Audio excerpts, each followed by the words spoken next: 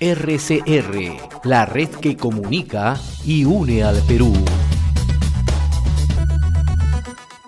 Bien, y también aprovechamos de saludar a José Luis Gil Becer, es director general de inteligencia del Ministerio del Interior, exintegrante del Grupo Especial de Inteligencia GEIN, ¿no? Que hace 28 años, ¿no? Exactamente un 12 de septiembre, se cumplió el sábado, logró la captura de Abimael Guzmán Reynoso, ¿no? El cabecilla terrorista, ¿no? Y también él es especialista en temas de inteligencia y orden interno. Qué gusto saludarlo, José Luis. Gracias por atender esta comunicación. Muy buenos días.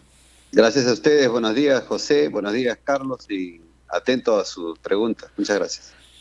En primer lugar, antes de hablar de algunos temas que tienen que ver con la coyuntura, vamos a conversar lo que el sábado último se conmemoró, ¿no? La captura de Abimael Guzmán. En medio de toda esta vorágine que estamos viviendo, en realidad los peruanos no hemos reflexionado en realidad la importancia y la trascendencia de esta captura, ¿no? Y año a año, en realidad, adquiere más relevancia, ¿no? Y ustedes incluso han sacado un comunicado, ¿no? Los integrantes del GEIN, ¿no? Haciendo una reflexión frente al momento, ¿no? Sí, gracias José. Efectivamente, el, el, el Grupo Especial de Inteligencia que tiene su asociación, un GEIN histórico, ha emitido un pronunciamiento a través del presidente, el exministro Carlos Morán Soto. Pero fíjate, el hecho de la captura de hace 28 años no está dislocada de la realidad, en realidad, ¿no? Porque vemos hoy que no hemos aprendido la lección. Los peruanos no hemos aprendido las lecciones del legado que le dejó el GEIN a la ciudadanía. ¿Qué le dejó el GEIN a la ciudadanía? Más allá, José Carlos, de la captura, de los detalles, de cómo fuera la operación de inteligencia, que ya saben mucho de eso. ¿Qué nos dejó? No olvidemos qué país éramos en el año 1992. Cómo el terrorismo había contraído las inversiones, cómo éramos un paria internacional, cómo la muerte había sido cotidiana en el país, cómo nos habíamos acostumbrado a encontrar policías y autoridades muertas como si nada pasara, cómo casi Sendero Luminoso pensaba que ya tomaba el Estado peruano, la nación peruana.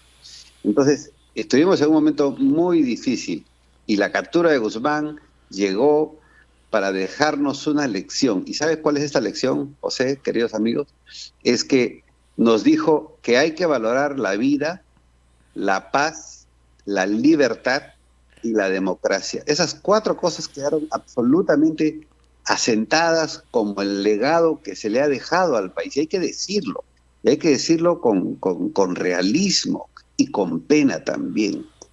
Porque han pasado 28 años y nos hemos dedicado los peruanos a que estas 4 valores que les dejó la captura de Guzmán a todos los peruanos no ha sido aprovechada. Fíjate nomás cómo hoy tenemos desprecio por la vida, cómo hoy la criminalidad ha avanzado y las muertes son cotidianas, cómo hoy las muertes por el COVID, más de 60.000 algunos datos, más de 30.000 según los datos oficiales. ¿Cómo es posible que en 30 años no hayamos tenido capacidad de mejorar nuestro sistema de salud? Porque ese es un desprecio a la vida. Permítame, más que estar feliz por la captura de Guzmán, estar absolutamente frustrado por las cosas que vienen pasando. ¿Cómo es posible que hoy, cuando el GEIN nos dejó el legado de que debemos apostar por un Estado democrático, por una democracia fortalecida, hoy estemos pensando en elegir partidos políticos o movimientos políticos cuya cuya columna vertebral es la violencia?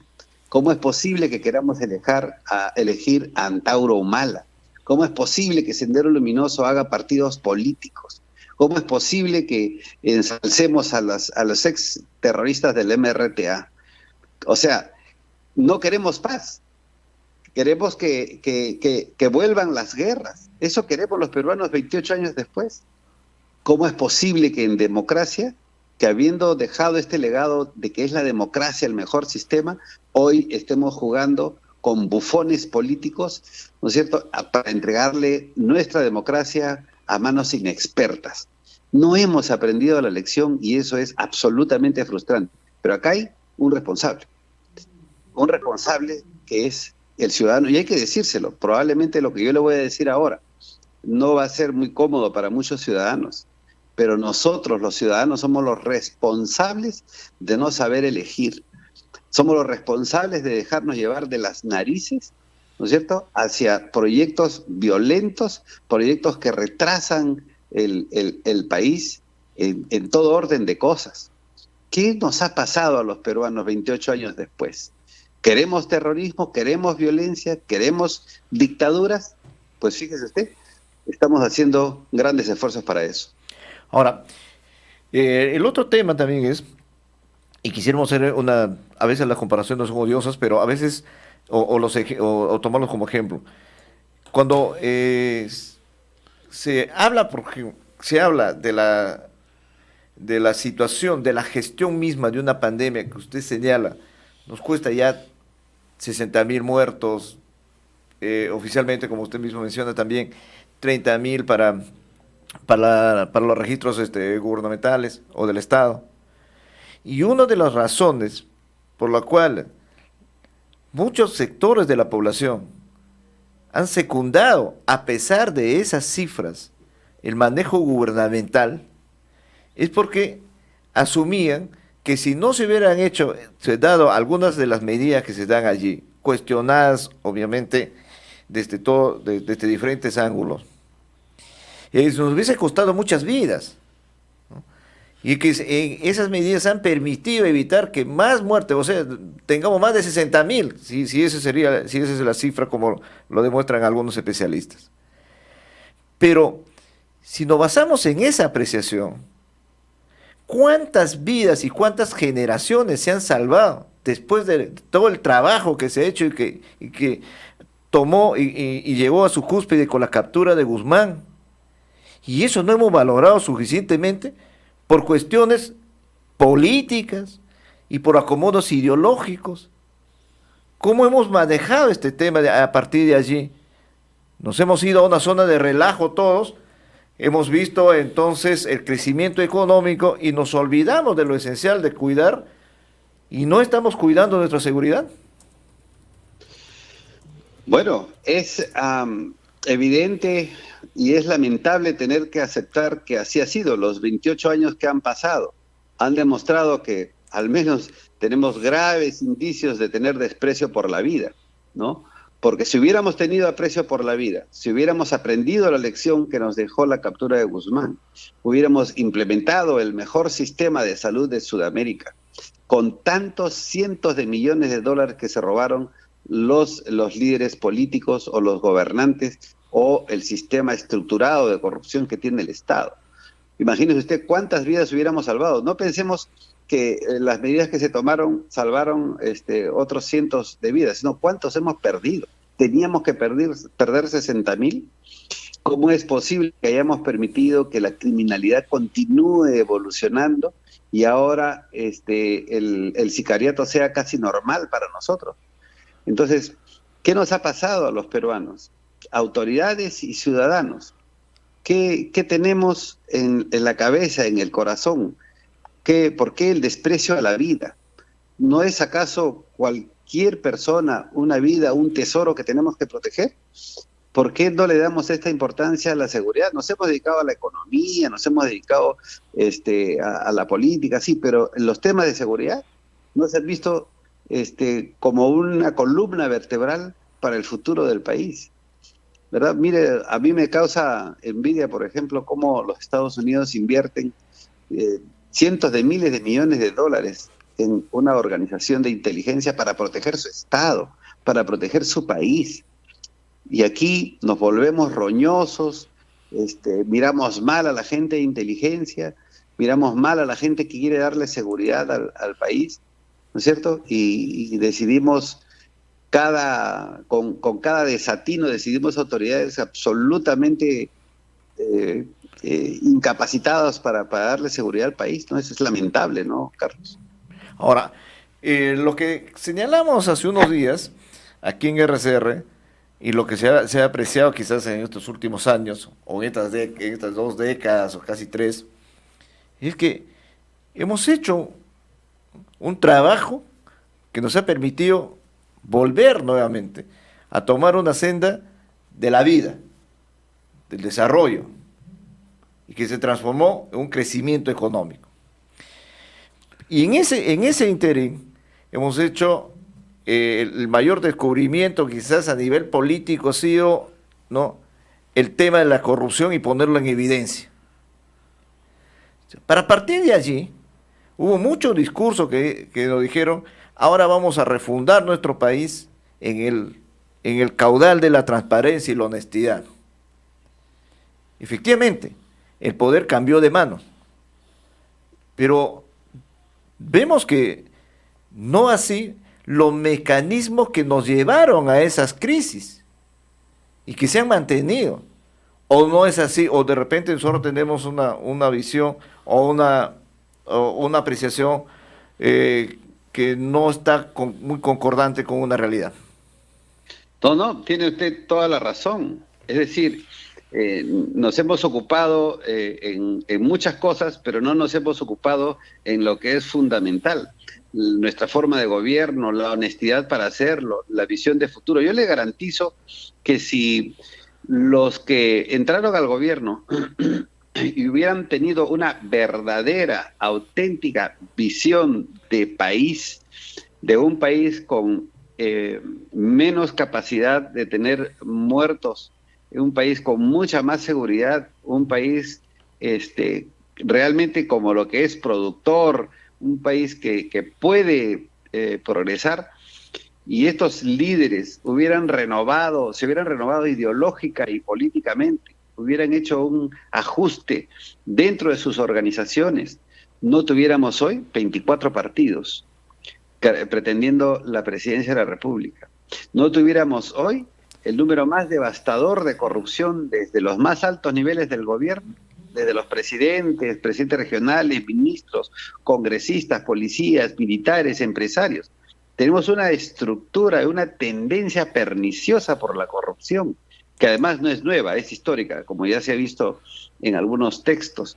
Entonces, ¿cuándo el Perú va a romper con esta saga maligna de la corrupción? ¿Cuándo vamos a entender de que realmente no nos estamos jugando el partido de la vida de hoy, sino el futuro, y el futuro que le vamos a dejar al país? Creo que esta incomprensión de los políticos y de la gente es lo que a uno lo saca del cuadro. Es inaudito. ¿Qué nos pasa? Decimos, ¿no? O sea, ¿qué está pasando con el país? ¿Cuándo vamos a enmendar el rumbo por la democracia, por la libertad, por la paz, por la seguridad? No entendemos qué está pasando. Ahora, yo quiero traerte un poco a lo que está pasando en estos momentos en el país, a la peor crisis, no solamente en tema de salud por la pandemia económica y política, y hacer una analogía exactamente a cómo está transitando eso que tú mencionas, ¿no? Los grupos ligados al terrorismo, por qué decirlo con nombre propio, que actúan ahora como fachada, ¿no? En medio de todo este escándalo, una crisis en el Ejecutivo, crisis en el Legislativo, vemos cómo está operando, cómo sigue operando Sendero Luminoso, ¿no?, en diversos puntos del país con órganos de fachada, ¿no? Y nadie dice nada, o se incorporan a algunos grupos políticos y de ahí están operando, ¿no?, abiertamente, ¿no? Entonces, ¿qué tanto daño está haciendo, digamos, esta democracia que nosotros, o sea, queremos que cambie para bien del país, pero que no opera, o sea, que no llega a la población, ¿no? Y de esto se aprovechan los grupos políticos, los grupos ideológicos, los grupos que ya conocemos, ¿no? A ver, por supuesto, y esto es muy lamentable lo que le voy a decir, reafirmando lo que usted nos acaba de decir ahora, José, en que, a ver, los terroristas, los encubiertos, los que están trabajando en órganos generados, están haciendo su chamba, están cubriendo los espacios que los políticos y los ciudadanos les hemos dejado, les hemos dado, y no por convicción, sino por flojera, por desidia, porque no queremos meternos. Los partidos no quieren hacer este debate político, ideológico. Claro, si están entreverados en sus propios enredos ideológicos, ¿verdad? entre la realidad y la fantasía. Entonces le dejas espacio a Sendero Luminoso para que esté en las universidades, para que esté en los lugares donde hay pobreza, para que organice a la gente ahí donde el Estado no va. Estamos contribuyendo poderosamente a que el discurso, a que el antidiscurso se convierta en discurso, ¿no es cierto? A que el antítesis de lo que debe ser una sociedad se convierta en tesis de lo que debe ser una sociedad, ¿verdad? Nosotros le estamos dando el espacio, ellos están haciendo su chamba, se están trabajando a tiempo completo, están yendo a los lugares, están empolvándose los zapatos, y ojo, la gente aprecia esas cosas. ¿Por qué? Porque los están ayudando a organizarse. Claro, los ciudadanos no saben que hay un proyecto detrás de eso, hay un proyecto violento y criminal detrás de esa cara bonita, detrás de ese, entre comillas, sentimiento social o de lucha social. La gente no lo sabe, pero somos nosotros los que debemos decirles, ¿no es cierto? Que detrás de cada proyecto político en la que estas personas aparecen edulcoradas, en la que algunos políticos también edulcoran, ¿no es cierto? Como la gente del MRTA, ¿no es cierto? Que alguna gente de la izquierda los está promoviendo. Cuando queremos, cuando incorporamos pues Antauro Humala a un partido político que antaño fuera un partido muy apreciado por el público, cuando se tratan de infiltrar en el imaginario popular, ¿no es cierto? Cuando tratan de dominar a los entes de producción, cuando se meten a las fábricas, se meten a las minas, se van a los pueblos, o sea, no nos estamos dando cuenta de que nos están emboscando socialmente, políticamente, económicamente. Estamos realmente en shock, pero 28 años de shock. La verdad que es muy complejo esto, mi querido amigo. Ahora, pero nosotros lo que hemos puesto como parámetro, diríamos nosotros en términos de la sociedad, es argumentos legales. Y le hemos dado herramientas al Jurado Nacional de Elecciones para que no admitan a un partido que venga promovido por el Movadef. Y con eso, de pronto, nos hemos sentido cómodos. Ahora ya no van a poder inscribirse. Pero sin embargo los vemos. Sin embargo, incluso esos discursos que algunos congresistas en la actualidad lo dicen con todas sus letras, que son idénticos, ¿no? Algunos dicen, pero no se les puede acusar de senderistas porque eso ya es criminalizar, ¿no?, la organización popular, pero nos dicen letra por letra lo que nosotros hemos escuchado en los discursos en los 80, en los 90. Entonces, ¿cuál es la diferencia? ¿Nos vamos a ir a parar esto con leyes o con una proactividad social o política y un debate ideológico, como usted señala, y doctrinario de organizaciones políticas inexistentes, ¿no?, que permitan poner un freno a esta situación? ¿Qué cosa es lo que estamos haciendo en estos términos? Estas organizaciones políticas que tenemos ahora, ¿garantizan eso? ¿Garantiza que van a tener presencia en Puno, por ejemplo, donde permanentemente sabemos y nos informan el desplazamiento de activistas bien organizados que van hacia las comunidades donde hay proyectos no los que están operando, no donde están operando proyectos de inversión, sino donde se proyecta hacer proyectos? Ni siquiera es ya una cuestión que esté allí ya desarrollándose, sino que ahora están haciendo una actividad para impedir que se empiece a proyectar inversiones en determinadas comunidades. Y ese es un tema ahí que está latente y que donde no existe ningún partido político. Nosotros les preguntamos a los comuneros, oye, ¿existe ahí el PPC? ¿Está el señor Acuña con su partido? ¿Por ahí está otra organización política? No existe nada.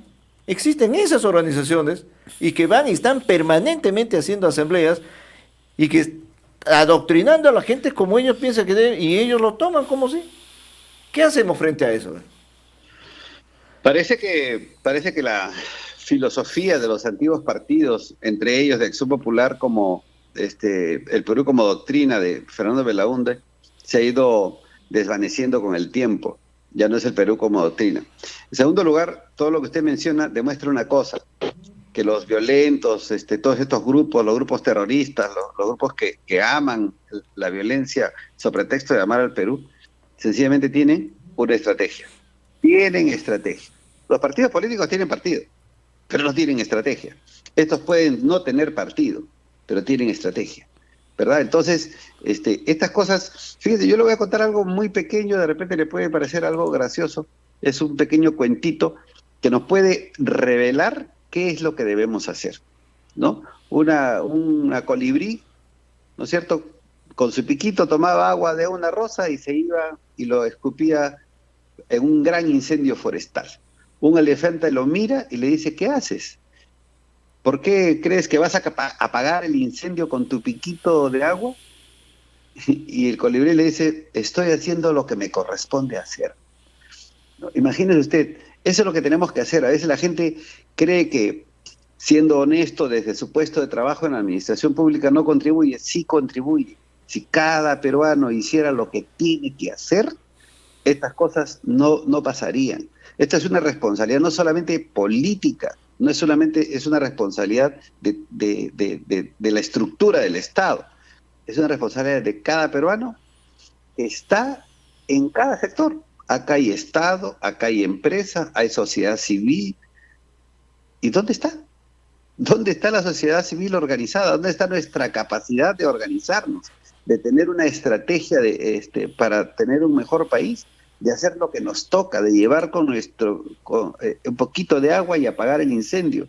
Si todos hiciéramos esa actitud sencilla de contribuir con honestidad por la democracia, no estuviéramos hablando de la violencia, de cómo esta estrategia de estos grupos violentos para apoderarse del país. Y lo peor, ni siquiera para cumplir con una agenda peruana, es con una agenda extranjerizante, con una agenda de otras ideas, de otros países, socialismo del siglo XXI. Acá no necesitamos socialismo del siglo XXI, acá necesitamos Perú al 2021, al 2050. ¿Dónde está esa planificación? ¿Cuándo vamos a planificar un país grande, con todo el potencial que tenemos, minero, energético? ¿Cuándo? ¿Cuándo vamos a pensar en eso? Ahora, pero también mirando la perspectiva, pero también sin perder de mirada lo que está sucediendo en este momento. Usted ha sido y es un reconocido miembro del GEIN, declarado héroe nacional, no suficientemente reconocido porque hemos estado discutiendo audios, hemos estado discutiendo una serie de situaciones críticas de manera política estos días, y muy poco le hemos dado espacio a la trascendencia que tiene, por ejemplo, la captura de Abel Guzmán y ese tipo de acciones. Pero precisamente en esa misma mirada, la pregunta es, ¿qué está pasando ahora con el Estado? ¿Qué está pasando, por ejemplo, en el núcleo central del gobierno? ¿Qué ha pasado, por ejemplo, para que haya una veintena de audios, ¿no?, que ahora se están circulando en todas las redes sociales, ¿no?, y que han quebrado lo más elemental? No vamos a referirnos al contenido, sino al hecho de que se han quebrado todas las líneas, ¿no?, de seguridad que puede tener un mandatario, o sea, en el núcleo central del gobierno donde se toman decisiones de Estado. ¿Qué ha pasado allí? Primero que nuevamente las lecciones del GEIN nos dijeron, por ejemplo, que el mejor método de lucha y de protección del Estado es la inteligencia, que a su vez trae contrainteligencia. Y eso no lo hemos tomado en cuenta, ¿no? Porque lamentablemente nuestros gobernantes piensan que inteligencia es una cuestión de botas, es una cuestión de delitos, y es una cuestión de policías, marrocas y patrulleros. Y se han equivocado, porque la inteligencia es para proteger al Estado peruano. Y el Estado peruano viene desde la cabeza, desde el presidente de la República hasta el último funcionario público que administran los recursos del Estado. Entonces, este desprecio por el instrumento fundamental para proteger al país, que es la inteligencia, ha sido puesta de un costado. Imagínese usted el nivel de capacidad de poder grabar dentro del despacho presidencial. Le garantizo que habríamos perdido cualquier guerra con algún país si nos pudieron haber infiltrado una secretaria con capacidad de grabación. Sendero ¿no? pudo haber Entonces, grabado también Palacio en por esa supuesto. situación. Por supuesto, el nivel de vulnerabilidad por falta de una estrategia de contrainteligencia, ¿no es cierto?, es realmente espantoso, ¿no? Espantoso. Entonces, el presidente tiene que ponerse realmente como jefe de Estado y entender que la inteligencia es un procedimiento normal de protección del Estado, al margen de sus conversaciones privadas, que nosotros no tenemos nada que ver con eso. Pero, o sea, no estamos diciendo que está bien o está mal lo que haya dicho o no haya dicho, ese no es el punto es que está vulnerable la máxima cabeza que dirige un país. Imagínese usted, pues. Entonces, esto significa entonces que este desprecio por la inteligencia, por el mejor instrumento de lucha, el mejor instrumento del Estado peruano para protegerse como Estado, siempre ha sido relegado.